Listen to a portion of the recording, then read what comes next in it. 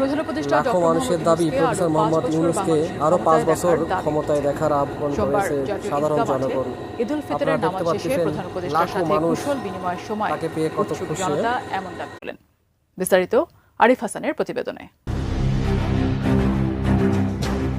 জাতীয় ঈদগাহ ময়দানে সাধারণ জনগণের সাথে একই কাতারে পবিত্র ঈদুল ফিতরের নামাজ আদায় করেছেন প্রধান উপদেষ্টা ডক্টর মোহাম্মদ ইউনূস। নামাজ শেষে জনতার সাথে হাত মিলিয়ে কুশল বিনিময় করতে দেখা যায় প্রধান উপদেষ্টাকে। এমন দৃষ্টান্ত দেশের রাজনৈতিক ইতিহাসে একেবারে বিরল এক ঘটনা। এ ঘটনার পর প্রশংসায় ভাসছেন প্রধান উপদেষ্টা। সামাজিক মাধ্যমে ছড়িয়ে পড়া এই ভিডিওতে দেখা যাচ্ছে প্রধান উপদেষ্টাকে সর্বোচ্চ নিরাপত্তা দেওয়ার চেষ্টা করছে নিরাপত্তা বাহিনী, কিন্তু সেই প্রোটোকল ভেঙে ডক্টর ইউনূসের দিকে হাত বাড়িয়ে দিচ্ছেন সাধারণ জনগণ। প্রধান উপদেষ্টাও বিষয়টি সহজভাবেই নিয়েছেন, তিনিও হাত বাড়িয়ে দিচ্ছেন জনতার দিকে। এ যেন রাষ্ট্রপ্রধানের সাথে জনতার এক গভীর সংযোগ। ডক্টর ইউনূসের সাথে হাত মেলানোর সময়